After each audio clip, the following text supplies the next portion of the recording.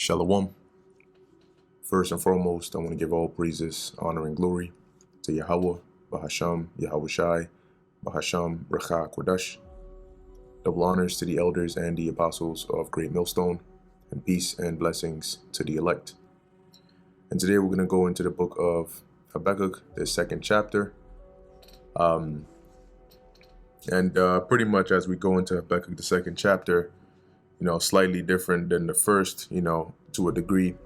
The second chapter is mainly dealing with Esau, Edom. Okay. And so when you read it, it refers to, it describes the characteristics of this individual, as you'll see as we keep on going, which applies to Esau, Edom today. Okay.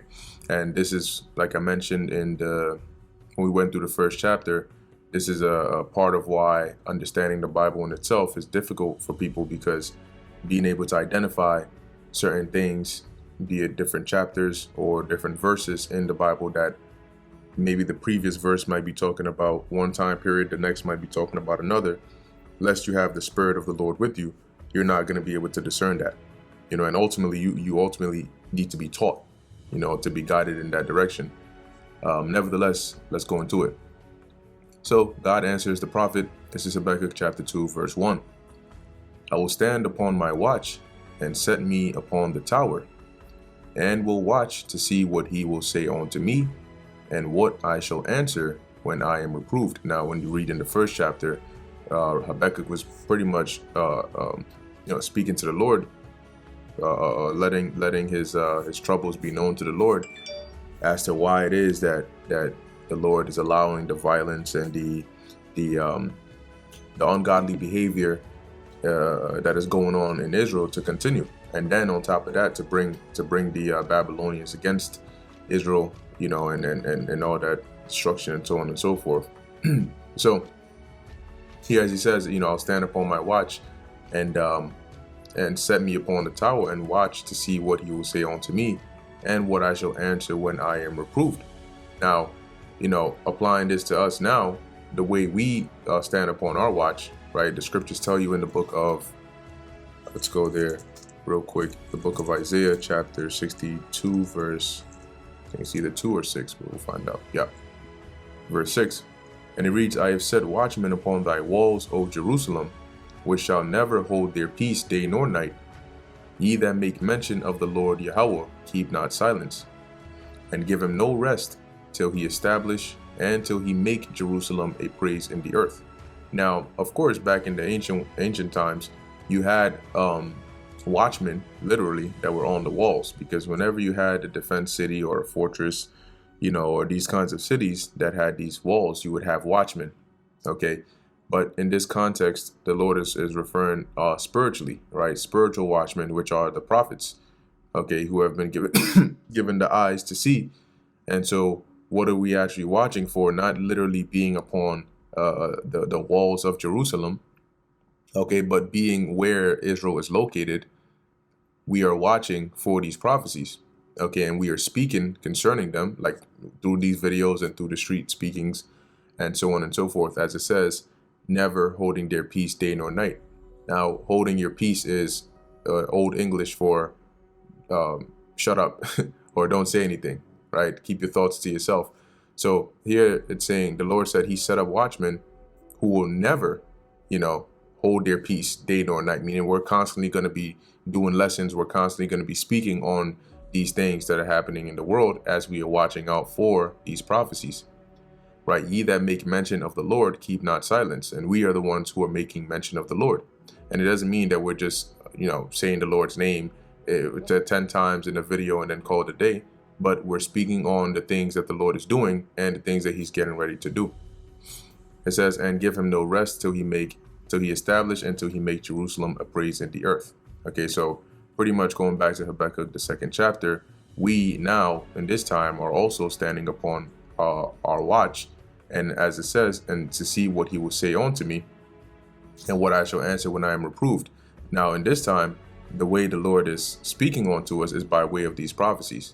So we read what's written in the scriptures, and then we watch as the angel told Ezra in the book of 2nd Ezra, the 9th chapter, to measure the times diligently. Verse 2, and the Lord Yahweh answered me and said, write the vision and make it plain upon tables, that he may run that readeth it. Okay, so just like the different prophets of old, when they received these visions, either of things that were to come closer in their time, or things that were to happen thousands of years in the future, they had to write it down.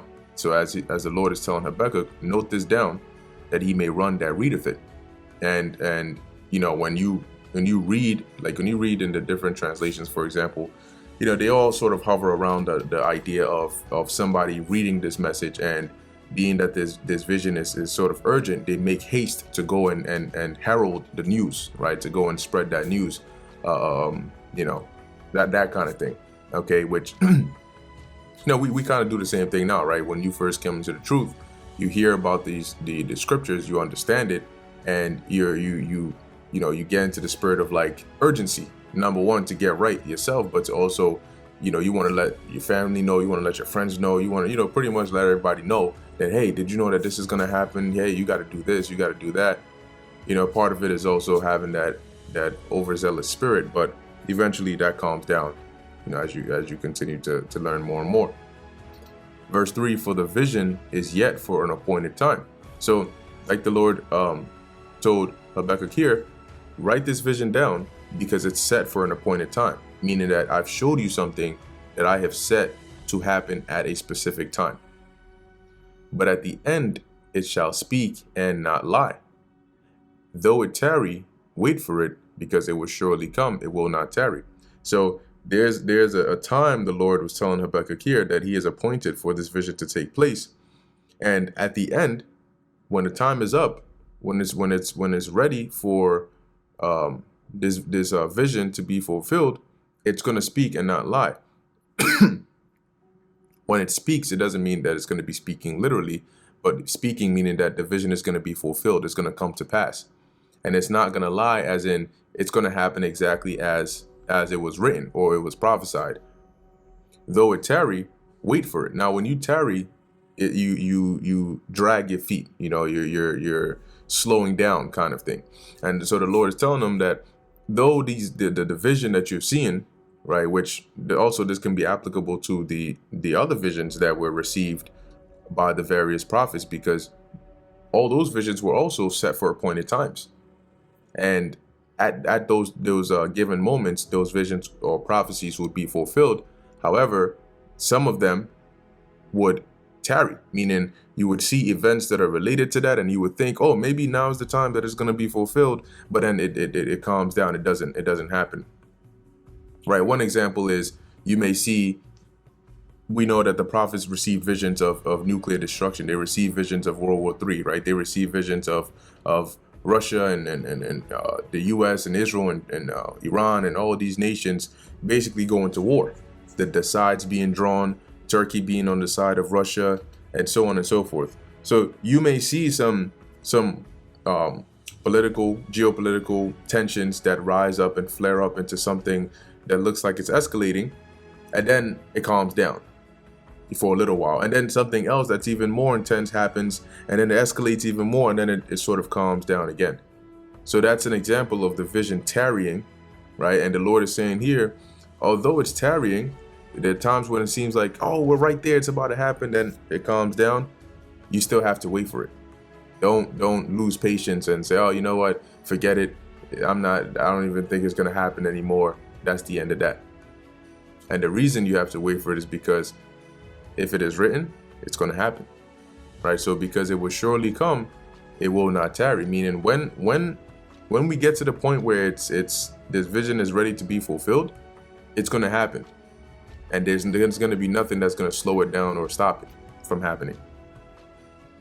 And now when we get into verse 4 on down, now it starts to go into really talking about Esau. Okay, Esau, Edom. And what you'll find out is, you know, the Lord speaks about Esau, Edom by way of his prophets many times prophetically in the scriptures. And the reason is because this nation was going to play a major role in prophecy, in end time prophecy. That they're the nation the Lord is using to bring forth the mark of the beast. They're the one of the main nations that the Lord is going to be using to bring forth this nuclear destruction. They're one of the major nations the Lord used to bring us into the worst captivity we have been in. So they play a very, heavy role also in prophecy, as being the the whipping stick or the rod or the sword of the Lord, but really to play the role of the wicked. Okay, so verse 4, behold, his soul, which is lifted up, is not upright in him, but the just shall live by his faith. So ultimately, when you go into this, whose soul is not upright in him? Now, when you look up the word upright, we have here yashar in the Hebrew, and it means, or a couple of definitions here are, to be just, to be lawful, right? Let's see what else is here. To esteem right. Yeah, so I think these are most fitting, right? To be just, to be lawful. And we know that this is anything but descriptive of Esau Edom, because Esau Edom is not just, they're not lawful.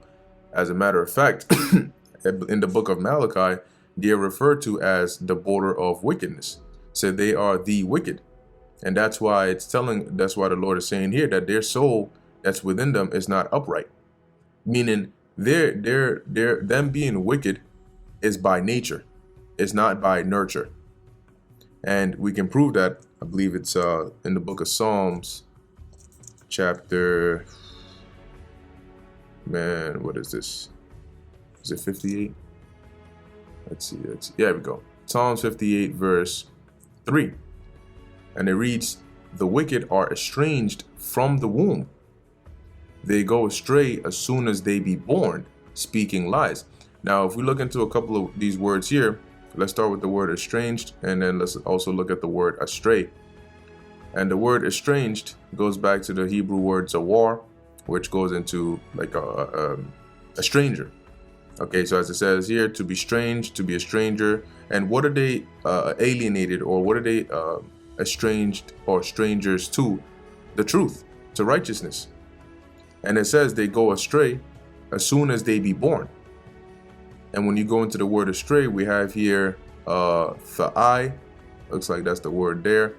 It says here to wander, to go astray, to wander about, to sin, or of sin ethically, meaning that the wicked are born ethically, wrong, for lack of a better word, meaning that they're born with that, okay, to cause, to err, mislead mentally and morally. That's why their nation is known as the wicked. Okay, no, an apple is known for certain characteristics. So an apple tree will always bear fruit that are always going to, be of the same characteristics. Same thing with the nation of Esau, or the nation of Edom. That's how they are created. So that's why it says here that they go astray as soon as they be born, speaking lies. So once they get old enough to, to start exhibiting these traits in their fullness, you'll see that by nature, this is how they are. And given the right circumstances, it comes out. Okay? It comes out. And that's why, going back to Habakkuk, the 2nd chapter, here they are characterized as not having an upright soul. But the just shall live by his faith. Now, the just on a high level is really talking about the nation of Israel. If you're looking at the different nations, the just or the elect nation would be the nation of Israel, but more specifically, the elect of the nation of Israel, meaning there are a specific number of Israelites within the nation of Israel that have been ordained to live by faith. Faith in who? Faith in the Heavenly Father, Bahasham Yahweh, his son. Verse 5, yea, also, because he transgresseth by wine. He is a proud man, neither keepeth at home, who enlargeth his desire as hell, and is as death, and cannot be satisfied, but gathereth unto him all nations, and heapeth unto him all people. Now, as we can unpack this a bit, right? So first thing is, he transgresseth by wine. And we know when you transgress, you trespass, you go off, you do wrong. But the wine here is not talking about actual literal wine that you drink. The wine here is referring more to philosophies or doctrines. Okay, and let's get actually get a precept on that. Yeah, this is the book of Isaiah, chapter 29, verse 9. Stay yourselves and wonder, cry ye out and cry.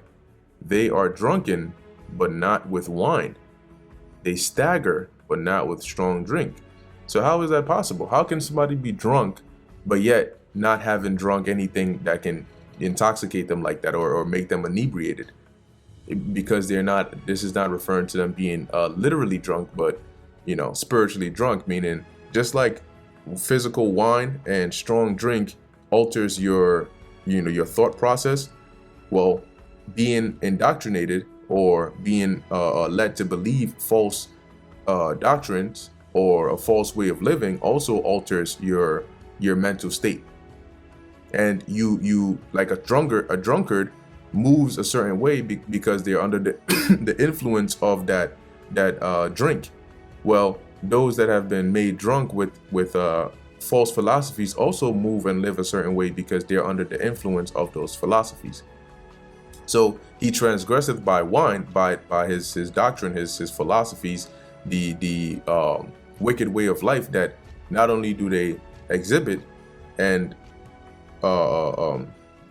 live by, but they also push it.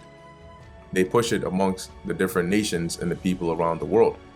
Now, I mentioned that this is talking about Esau, Edom, right? And the primary habitation now, prophetically, for them is Babylon. Okay, that is Babylon, which is America today, is the nation that they are most closely associated with in prophecy. Okay, so you can think of it like Babylon personified would be Esau. But as it says here, he transgressed by wine. He is a proud man, which you don't need to say much about that, because they are pretty much the most proud, pompous people on the planet, and you can tell everybody would pretty much agree with that. Neither keepeth at home, and that's why when you look on the world today, these people have turned themselves into like the world police, where whatever is going on, here it is. You already have issues going on in your country, but 2 seconds later they find you in the Middle East. They find you over there in other countries that are sovereign, by the way, that are telling you we don't need you here and we don't want you here, and yet you're over there. You set up military bases in different locations. Okay, so they're pretty much everywhere, and majority of that reasoning or that drive is because of resources. Because when they make their way into these other countries right there, they're going there to exploit them. Let them find out that there's some country over there that just like struck gold or found some. You'd see how fast they'd end up in there. All of a sudden, the leader of that country would be made out to seem like he's some terrible guy. He's mistreating the people, and now they need to go in there and liberate these people. So they're everywhere. Who enlargeth his desire as hell, and is as death. Now, when it says hell, it's not talking about a place where you burn forever. It's referring to the grave, and you'll see why it likens their desire to the grave or death, right? And is as death, and cannot be satisfied, because death and the grave, which go hand in hand, are never full, right? Which that's here in Proverbs 27 and verse 20. Hell and destruction are never full. So the eyes of man are never satisfied. See, so the eyes or desire, the eyes of man here refers to their desire, or on the extreme end of that, their greed. And just like hell and destruction are never full, that's likened on to, like it says here, the eyes of man are never satisfied. Hey, one example is, there are cases where you'll hear, for example, today's society, they'll coin it this way, right? That this man cheated on his spouse, or he cheated on this girl that he was with. And you may look at whatever girl he was with, and you may say, damn, she was fine as hell. Why the hell would he do that? He wasn't satisfied with that? That's never the case. All right. But anyway, where we at? Right. He enlargeth his desire as hell and is as death. Right. So have you ever have you ever come across a situation where somebody gets shot or they encounter a fatal disease, but they can't die because the grave is full? You know, death is accepting no more patients. You know, so they put them on the death puts them on the wait list. You know, and when there's enough space, then they die. That never happens, right? There's no shortage of death. It says, and cannot be satisfied, but gathereth unto him all nations, and heapeth unto him all people. And that's why you see, number one, not only are they mingled everywhere, but they have, you know, all different people here. Okay. Verse and also a reason for that, for them trying to gather all nations and all people, is because they're trying to push that one world agenda, right? Remember in Revelation 13 it says that he causeth all, both small and great, rich and poor, free and bond, to receive that mark. So by trying to disannul the separation between nations and trying to, you know, gather them all together as one, he can centralize them or centralize things, and he can be that central power, right? But keep in mind that these people have a God complex, and you can see this in their actions. You can see this in their you know, their, I don't want to call it I'm not going to call it that, but you can just see it in their motto. Okay, in the direction of their agendas. Verse 6, shall not all these take up a parable against him, and a taunting proverb against him, and say, now who are all these? These are the nations. And say, woe, because remember, it just says he gathered all nations, right? And say, woe, to him that increaseth that which is not his. Now, in this case, a parable or a taunting proverb is like a negative saying about somebody. Like today, for example, they may refer to a whorish woman in a certain location as, I don't know. Oh man, I'm trying to think of some of this modern day slang, like deep throat queen or something like that. You know, as crazy as that sounds.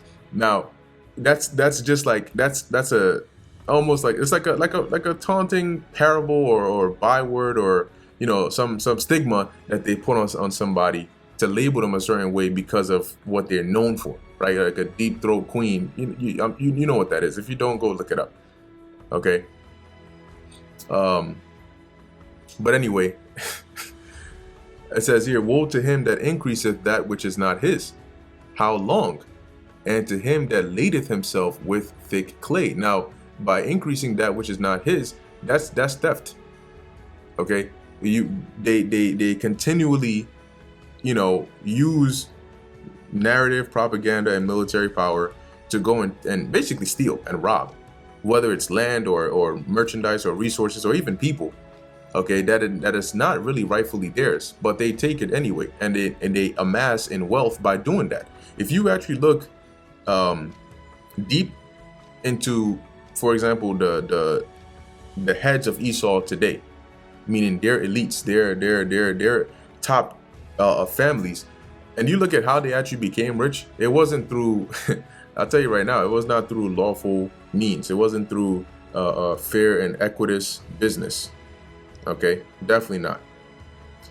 Anyway, as it says here, and to him that ladeth himself with thick clay. Now, when you actually go into that, which this Habakkuk 2 and 6 is a primary example as to why it's important to look into words. Because when you read texts that are not, they weren't originated in modern times, meaning like you're reading a book that goes back that stems thousands of years, or, you know, stems different civilizations or generations ago, you have to always look into the meaning of words, because what we're reading here right now, for example, Habakkuk 2 and 6, we're reading it in English, but in the original text, it wasn't written in English. What that means is through time and through translation, if you don't go back and make sure that, okay, the English word I'm reading right now, it lines up with the original meaning of the word. If you don't do that, you might very well easily overlook certain things. And one example here is the word clay. Okay. We know the word clay. If somebody mentions clay, there's one main thing that comes to mind. As a matter of fact, look, if I go into Google and I just type in clay and we go to images, this is exactly what we all think of when you hear clay. This earth, this soil, this material right here that is moldable, and they use it to make pots and ceramics and different, things, right? Statues and all of these things. This is what you think of when you hear the word clay. So when you read it and you see the word clay, oh, thick clay, you're thinking of clay. But the word there says clay, it doesn't mean clay. The original context, the Hebrew word there does not mean this here. So let's find out what it actually means, right? So it says here in the last verse that they ladeth themselves. Now let's also look into that word ladeth and clay. And the word here is, what's that? Kabod, if I'm not mistaken. And it says, and I think this is actually it's different from the kabod that means honor. So here the word later says to be heavy, to be grievous, to be burdensome, right? So they've overburdened themselves. They've laid or taken up upon themselves this thick clay. And the word clay in the Hebrew is ibat yat. That's a ta, right? So ibat yat, which is weight of pledges or heavy debts. Okay. So when it says here that they ladeth themselves with thick clay, it means that they've amassed a large amount of debt upon themselves. And that shouldn't come as a surprise, right? Let's go in here and type in United States, which is known as Babylon in the scriptures, or the daughter of Babylon. United States national debt. Look at this. The $34 trillion gross federal debt equals debt held by the public plus debt held by federal trust funds and other government accounts. And I don't really need to read any further. You can look it up yourself. But I was reading something earlier that says that, I believe they said every month or every 3 months or every 100 days, I think it said, that the U.S. debt goes up by one. There we go. This is it. The U.S. national debt is rising by $1 trillion. This was published in March 1st, 2024. About every 100 days. Okay. So like close to what? Like a little over 3 months or so. $1 trillion. That's a lot of money. Okay. That's a lot of, well, debt, I should call it. That's why it says that they've ladeth themselves with thick clay. That's a nation to be in this much debt. You can't survive that. And that's because they buy debt. When you borrow money, you're not really borrowing money. Okay, it's just amassing more and more debt. Anyway, verse 7, shall not they rise up suddenly that shall bite thee, and awake that shall vex thee, and thou shalt be for booties unto them. And when you look into the word bite, it actually goes into like in the context of the collector, the one that is owed, coming to collect or to oppress you with interest, right? So when we read it, says, shall they not rise up suddenly that shall bite? To go into the word bite, we have here in the shock, it says to bite, to pay, give interest, lend for interest or usury, right? To make, to give interest. And it says here to strike with a sting as a serpent, figuratively, to oppress with interest on a loan, which makes sense, right? Because they have amassed a lot of debt. When you owe debt, you owe it to somebody, and eventually that person, okay, is going to come to collect. So reading back, continuing here, it says in verse 7, it's saying, shall not they rise up suddenly that shall bite thee? Meaning those that you owe this debt to, right? With the interest, at some point they're gonna rise up, like it says, suddenly, and shall bite thee, which we went into that word nashak, meaning to ultimately to oppress with interest on a loan, right? And awake that shall vex thee, because you owe them. And the scriptures tell you that the borrower is subject to the lender. This is why you had the famous quote by Mayor Amschel Bauer, right? His original name was Bauer before it got changed to Rothschild. Give me control of a nation's money. And this is what he said. See if I can find it. Oh, nation's currency. Right? So it says here, give me control over a nation's currency, and I care not who makes its laws. This is by Mayor Amschel Rothschild, or Bauer. Okay, now you understand why he said this. Because guess what? The U.S. is in debt. You know who the U.S. is in debt to? Those that own the Federal Reserve, because the Federal Reserve is privately owned. And guess what? One of the families at the top of that are these guys. So at some point they're going to come to collect, but they don't really want that money back. They print that money out of thin air, or that currency, okay, which is a measurement of nothing. That's why they're able to do that. They literally print it out of thin air. So they don't want you to give them back dollars. They can print as many of that as they want. He doesn't care about you paying him back with money. He cares about the laws. He cares about the legislations. Because if he can get a nation under his control in his debt, and he can rise up suddenly to bite them or vex them, because now they are subject to him, well, I know you're not paying me all this $34 trillion in debt, but what you can do is pass these laws and legislations that'll help me in my ultimate agenda for world domination. So maybe I'll go with that instead. Just as an example, it says, and thou shalt be for booties unto them. Yeah, because a booty is a prey. And like I read earlier, the borrower is subject to the lender. And having amassed all this debt, yeah, you're going to be prey. Which is why very soon what they're going to do is they're going to collapse this economy. They have literally, overinflated this currency. They've done everything that they can do by the books to basically take down this economy, I should put it. Now it's just a matter of time. Verse 8, and this is causing the people, right, of the land to suffer, but majority of them don't understand why. They don't know why it is that they know they're suffering, but they don't understand why. Verse 8, because thou hast spoiled many nations, all the remnant of the people shall spoil thee. Yeah, so because of, all the different, when you spoil these nations, you go in there, you take advantage of them, you exploit them via, backdoor deals or blackmailed force deals, or going in there and toppling their governments, all of these things. As it says, all the remnant of the people shall spoil thee. So those that remain and come back, they're gonna come back and get revenge because of men's blood, and for the violence of the land, of the city, and of all that dwell therein. And like I said, you can see it in their track record. For example, World War II, Pearl Harbor.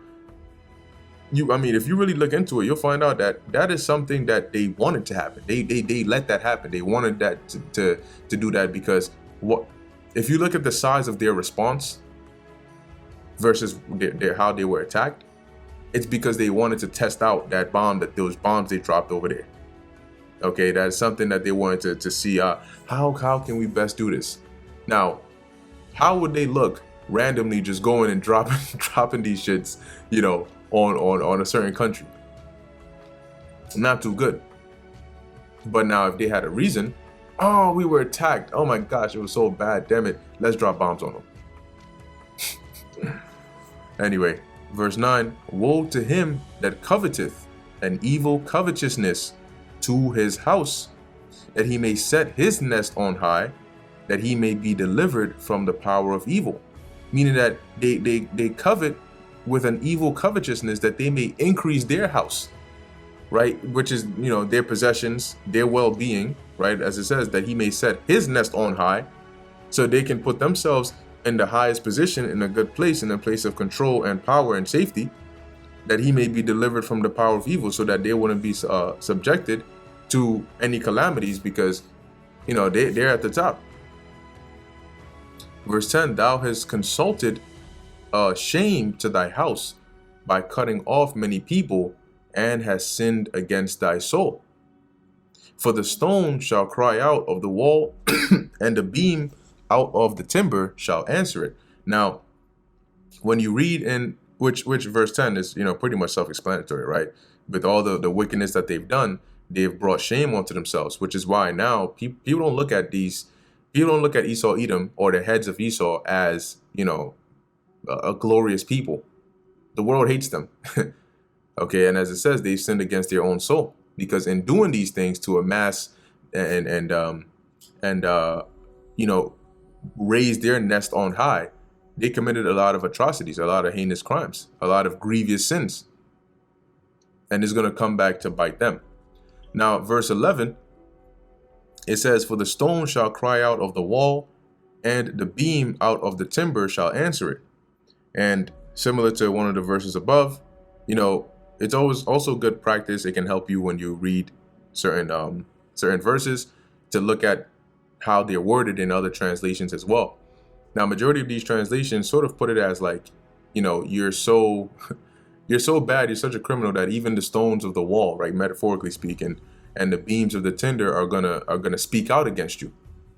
Okay, which is one way to look at it. But also in this verse, it's also another verse that describes or goes into the nuclear destruction, or the destruction that's going to come by the missiles. Okay, and this, a precept like this, lines up with, let me pull this up as well, the book of 2nd Ezra chapter 5. Okay, and particularly 2nd Ezra chapter 5 verse 5. So this is why I mentioned earlier, you have, when you read these scriptures, there are parts that are like dark sayings, meaning this will go over your head lest somebody teaches it to you. So when it says here, for the stone shall cry out of the wall, and the beam out of the timber shall answer it, doesn't mean that you're going to have, stones and brick buildings just start singing operas and stuff.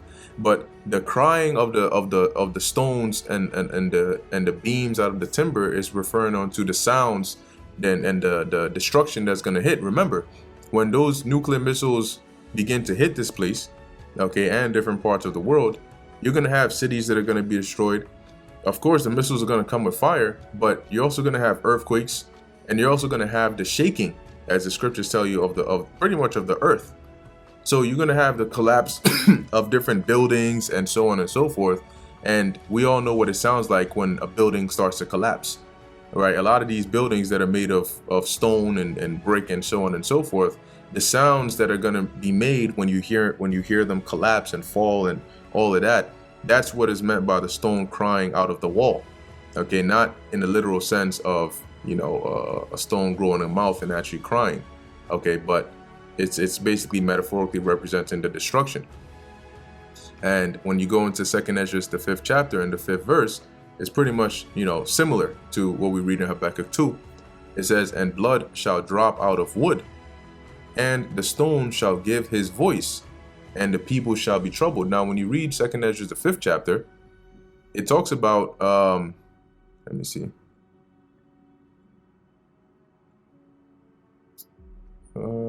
It starts off telling you, right? Nevertheless, as coming the tokens, because the angel Uriel was explaining to Ezra, or Esdras, some of the events, the tokens that were going to take place at the end.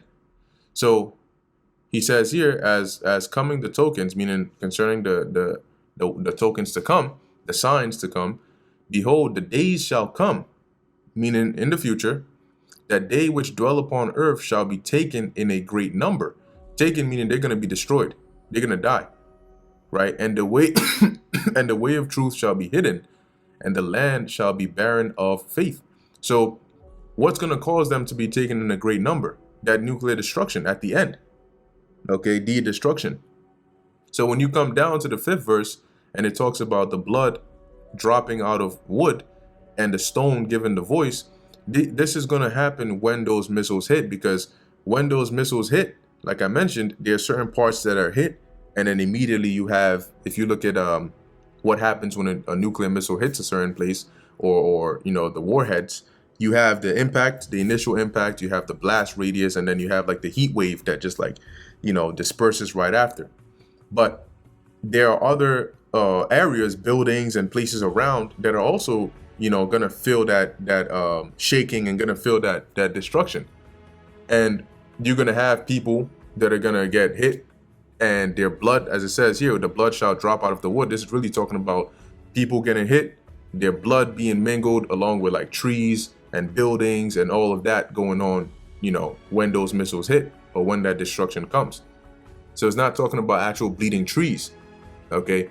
But the destruction that's going to result from these missiles hitting. Okay, because remember, a part of the fuel for the fire is going to be people. As as these missiles are hitting and the fire is spreading, guess what? There are different parts of your body, different fats and liquids and so on and so forth that'll actually fuel that fire. Okay, and being that when you read in the book of, I believe, 2 Peter, it talks about how all the elements are going to be dissolved and so on and so forth. Well, that includes people, trees, buildings, and so all of that mixed together is what's given that scenery. Okay, and the people shall be troubled. Why are they going to be troubled? Because of the destruction that's going to be taking place. So going back to Habakkuk, the 2nd chapter and the 11th verse, that's really what it's going into. And it's kind of like a sudden switch, right, from verse 10 to 11. But that's not isolated to just the book of Habakkuk, right? You see that also in the book of Revelation, I believe the 20th chapter, as you read, and also even the 12th chapter, right? You're reading one verse and it jumps to it talks about another thing, then it comes back and talks about what it was talking about before. And you need to be able to discern, when that's happening. But once again, that comes by way of the Holy Spirit and ultimately by teachers. So verse 12, woe to him that buildeth a town with blood and establisheth a city by iniquity. And I'm sure I don't need to, go into detail about who this would fit, right? Because even looking at America today, how was America built? Do you think the so-called founding fathers got, they were sweating their ass off, lifting bricks and boulders, and why do you think they had slaves? And who were the slaves? When you have a slave, what do you think the job of the slave is? It's just to sit around and watch TV and shit and look pretty? No, they work. And as they're working, what is that doing? That's building up whatever it is that you're putting them to work for. Okay, so these devils, they build it, as it says, a town with blood, meaning on the blood of others. Whether it's by amassing, the wealth that they needed to do it via bloodshed, or by the actual blood and sweat and tears of, the slaves that they basically that actually did the work. Okay, it says, establisheth a city by iniquity. And you can take a look at America. Right now, a city is only as big as its citizens. So if you look at America, America is really one giant city. Now, how did they establish the modern day America that you know today? Did they come here and no, it's just nice, free, open, barren land, and we just want to start cultivating it and building upon it? No, there were already inhabitants here. So you can go and read the history about how the transition happened from who originally owned it to how it looks like today and who owns it now, or who's really running it now. And how did that happen? It was based on iniquity. Salaki, let me charge this computer so it doesn't die on me. Verse 13, behold, is it not of the Lord Yahweh of hosts that the people shall labor in the very fire, and the people shall weary themselves for very vanity? Now, once again, another example of when you pull up some of these other translations, the wording, helps it out a bit better, right? Laboring in the very fire, not necessarily meaning that here it is, they're in the midst of a hot furnace and they're working. But as it says here, Behold, this is the NKJV. Behold, is it not of the Lord of hosts that the peoples labor to feed the fire, and the nations weary themselves in vain? NLT. Has not the Lord of heaven's armies promised that the wealth of nations will turn to ashes, that they work so hard but all in vain? NIV. Has not the Lord Almighty determined that the people's labor is only fuel for the fire, and that the nations exhaust themselves for nothing? So now you start to get the gist of what it's saying, right? Meaning that all this work that they're doing is only, it's in vain, right? Like it says, it's only fuel for the fire, and all the the labors that they're going through is vanity. Because what's ultimately going to happen at the end of the day, the Lord is going to bring that fire to wipe it all away. And when you read the book of Wisdom of Solomon, for example, see if I can pull it up, of Solomon, the 5th chapter, it tells you that, right? That, let's see. There we go, right? Verse 9, all those things are passed away like a shadow, and as a post that hasted by. And when you go into it, it gives you more examples as to how all the things that they labored for and all of that, it's all vanity, because it's all going to be destroyed. And the Lord is doing that, right? He's the one who's orchestrating that. Verse 14, for the earth shall be filled with the knowledge of the glory of Yahweh, as the waters cover the sea. And that's what you see happening now. And just going to continue on more and more. And a couple of precepts, right, which you can pull it up. I know there's one in 2nd Esdras.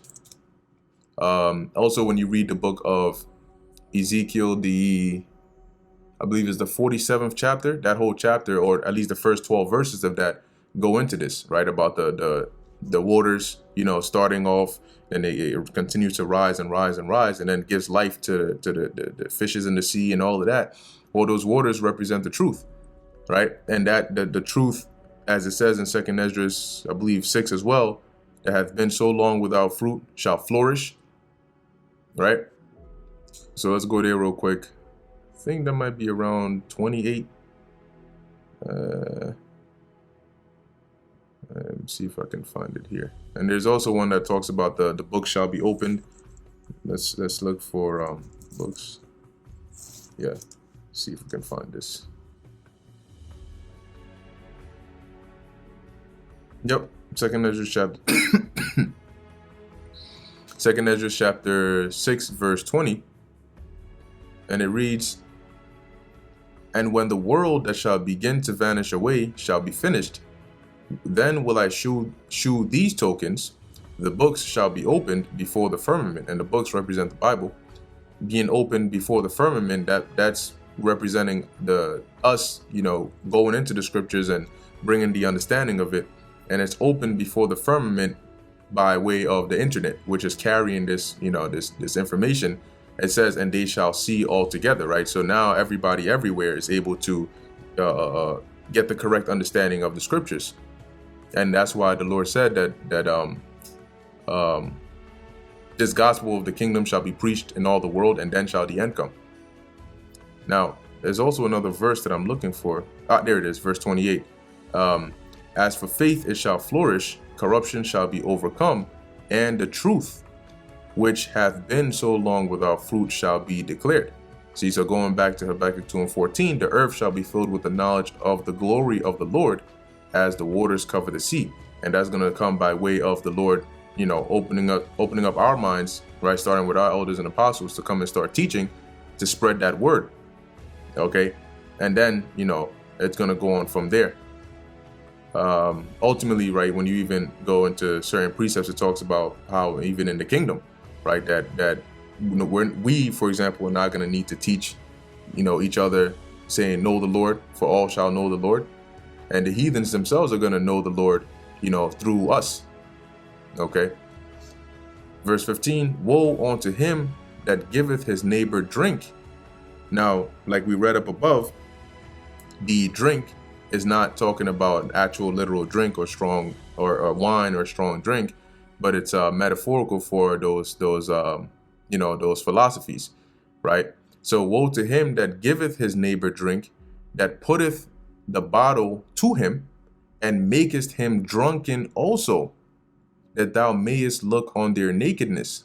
And this is what Esau did and has done and continues to do. So when they put the bottle to him and make them drink, how do they do that? Well, if the drink represents their philosophies, their doctrines, those kinds of things, how do they make the inhabitants of the earth drunken? They go to them. They send these envoys and so on and so forth, and they go to these different countries and they sit down with them behind closed closed doors, and then they put contracts or deals before them, and they tell them, sign this, or be aligned with this, or accept this, which is the agenda that we're pushing. And if you do, we'll give you this amount of funding. If you don't, we'll stop funding you with this amount. Or they might even blackmail them. If you don't do this, we're going to say that you're doing this, or we're going to pull out this information on you. So that's likened onto them literally like sort of like bringing that bottle to their mouth and making them drink it.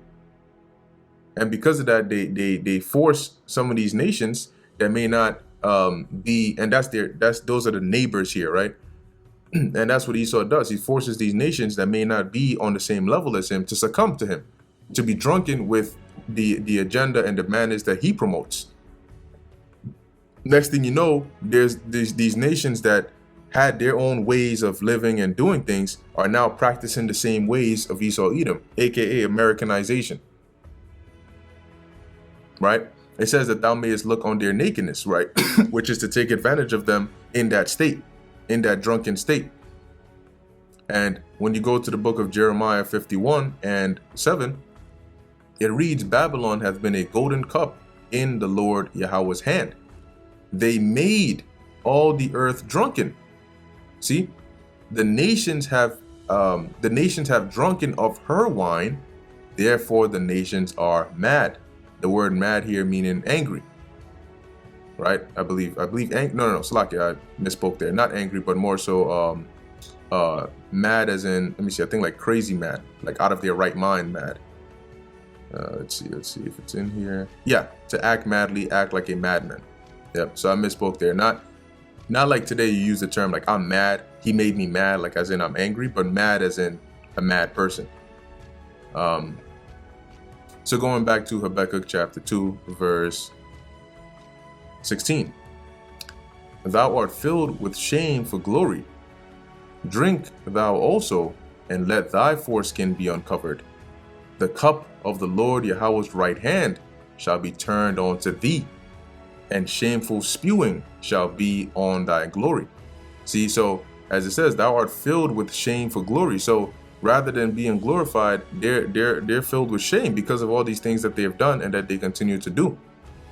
And so now the Lord is saying here, drink thou also, just like you made them drink it, you also go and drink, and let thy foreskin be uncovered. When your foreskin is uncovered, it means you're exposed. And that's what's happening today. Now the whole world is like America's on the front stage, and the whole world is seeing, them being uncovered and seeing all the things that are really going on. What does this nation actually look like? Right? It says the cup of the Lord's right hand shall be turned onto thee. And so ultimately, who is the Lord's right hand? Yahushua, right? And the cup, when you read about like the cup or drinking of the cup, it really represents like punishment, right? Or having to suffer consequences for your actions. So when you have to drink of the cup, right, it means you have to, basically it's payback. So the cup of the Lord's right hand shall be turned on to thee. So the Lord he's gonna bring that, that cup and make them drink of it. And shameful spewing shall be on thy glory. And that's what you see going on today, right? So at one point they were known as like one of the top countries. Everybody looked at this place as like almost like the kingdom of heaven, like the streets were paved with gold and everybody wanted to come here. But now, as it says, shameful spewing. When you think of this place and you look at it, now it's next to no different than some other country that you would look at and be like, damn, I can't believe this is actually going on in there. Like one example is, look up what's happening over there in is it San Francisco? San Francisco.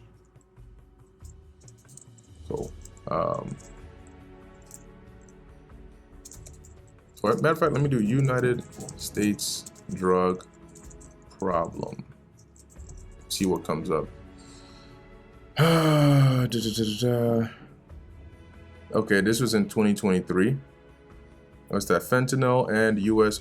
Opioid epidemic. Let me see. Maybe there's more. So there's something more. But I know I think it might be San Francisco or some there's some locations around certain areas that now, like, I mean, it's just known for how bad, like, it has become. It's not safe. People are afraid to take public transportation. Like, it's terrible. There are just certain places that you go to and you see, and you're just like, what the hell? Like, is this even America? Right? Well, that's a part of the shameful spewing, along with many other things that is now starting to become the image of this place.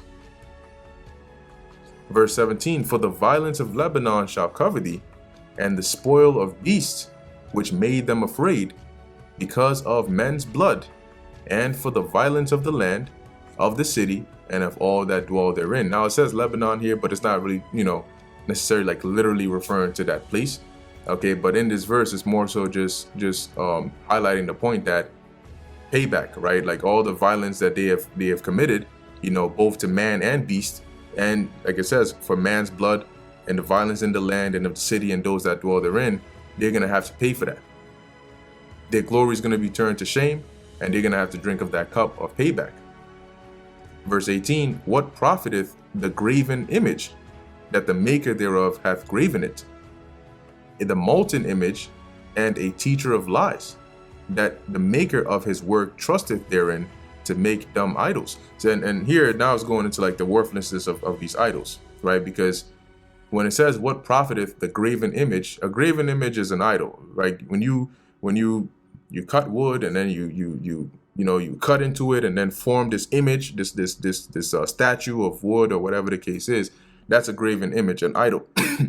So here is being asked, what profit do you get from a graven image, right? That the maker thereof hath graven it. So they make these idols for what, right? And the molten image, which is another idol, and a teacher of lies, meaning that you believe that it can do this, that, and the third, but that's not. It's literally just, if it's from wood, it's just wood. If it's from clay or gold, it's just that the maker of his work trusteth therein, to make dumb idols. Verse 19, woe unto him that saith to the wood, awake, to the dumb stone. When it says dumb, it means it can't talk. Arise, it shall teach. So it says, woe unto you, right? Because in other words, woe unto you, idol worshippers. Behold, it is laid over with gold and silver, and there is no breath at all in the midst of it. So it's just, it's just an idol. It's not alive. It's not living. It's just an idol. And if you believe in that, if you are an idol worshiper, woe unto you. Because they hold no power. And if they don't have any breath, how are they going to save you? Verse 20, but the Lord Yahweh is in his holy temple. Let all the earth keep silence before him. And this is to emphasize that the Heavenly Father, Yahweh, right, Bahasham Yahweh, Yahweh is the only one true living power. And he's actually living, right? Like today, if you go into the temple of an idol, there's nobody actually in there, because that idol is not alive, it's not living. But if you went into the temple of the Lord, he is there because he is the one true living God. Hence, let the earth keep silence before him, meaning to show that fear and reverence. And that's pretty much the end of the book of Habakkuk, the 2nd chapter. And like I said, it mainly goes into Esau, Edom, and ultimately the judgment that's going to come upon him as well. All right. So anyway, with that, I'm going to end it here. Lord willing, that was edifying to the elect. In closing, I want to give all praises, honor, and glory to Yahweh, Bahasham, Yahushai, Bahasham, Barakah, Kodash. And until next time, Shalom.